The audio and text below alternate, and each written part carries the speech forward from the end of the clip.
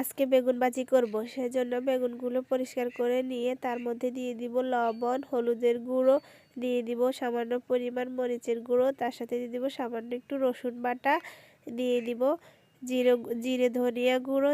সবগুলো উপকরণ দিয়ে আলতোভাবে হাত দিয়ে সবগুলো মেখে নিব।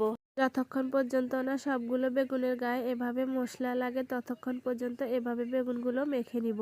মাখানো হয়ে গেলে যে পাত্রে ভাজি করব সেই পাত্রে তেল দিয়ে দিব। হালকা পরিমাণে তেল দিব, একসাথে বেশি তেল দিব না, তাহলে বেগুনগুলো পোড়া যাবে।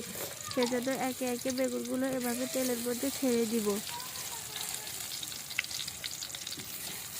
এই মাঝখান থেকে তেলের মধ্যে দিয়ে একটু নেড়ে চেড়ে কর্নারে নিয়ে যাব, নিয়ে সবগুলো বেগুন এভাবে ভেজে নিব।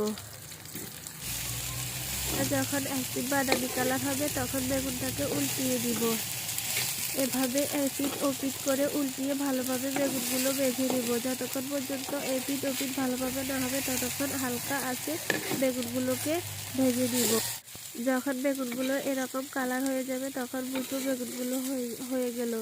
বেগুনগুলো এভাবে একটার উপরে একটা দিয়ে সবগুলো বেগুন উঠিয়ে নিব।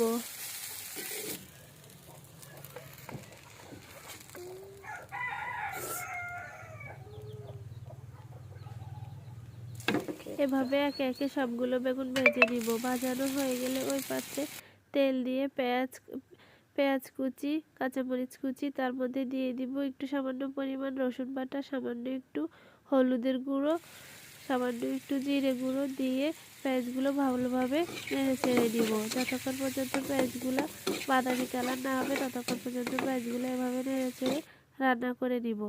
যখন পেঁয়াজগুলো এভাবে নরম চরম একটু বাদামি কালার হবে তার মধ্যে দিয়ে দিব ভাজি করে রাখা বেগুন দিয়ে একটু নেড়ে চেড়ে নিব। ভালোভাবে এভাবে উলটপালট করে একটু নেড়ে চেড়ে নিয়ে তার উপরে দিয়ে দিব ধনিয়া পাতা দিয়ে আবারও একটু নেড়ে চেড়ে দিব।